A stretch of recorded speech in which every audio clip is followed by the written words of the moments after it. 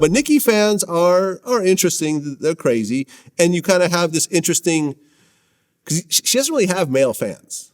I mean, she has male fans. No, she has gay male are fans. Homosexual, yeah. Yeah, and she doesn't have straight male fans. So let me just say that. She doesn't have straight male fans. Like most guys aren't bumping the new Nicki Minaj album. And by the way, I think that's one of the things, that's why her fan base goes so hard. Like, I seen yesterday, some rapper was like, yo, Nicki's one of the top 5 greatest. Young Thug. He said like Nicki's one of the, she's a top 5 or something like that, greatest female artist of all time. And respectfully, Nicki's really talented. She shouldn't even be just in a only female list. I can make an argument that Nicki's top 15 of all time. Man, I can see that. Yeah, I think there's a strong argument for that. I think catalog, I have some beef with her catalogs. I think it could be stronger. But rap skills, man, I think she's dope. Most of these motherfuckers alive. I met Nicki. Listen, when I was first launched Vlad TV, our very first office in Chinatown, we were sharing a desk in a studio in Chinatown. This was 2009. And, rappers would come to the studio to record, and Nicki showed up. Really? And she was in the booth, and everyone was looking at each other like, who is this? She was so dope. One take, done. You know what I mean? The talent level. Yeah.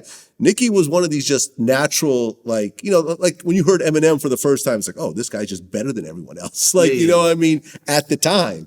Nicki was like that. The bars back on your side. I see what's going on. That's okay. I mean, they're on my side, they're off my side. I don't give a shit. I really don't give a shit. But I mean, Nicki's dope. But the tough talk. I think you went on Instagram. So and you said, you want me to break down the Nicki thing? Yeah. So me and Nicki, we've had an interesting history, right? I first noticed that she cared maybe somewhat about what I thought. And this is when I'm in the era of me doing YouTube, and rappers would react, or sometimes their labels would reach out on behalf of them.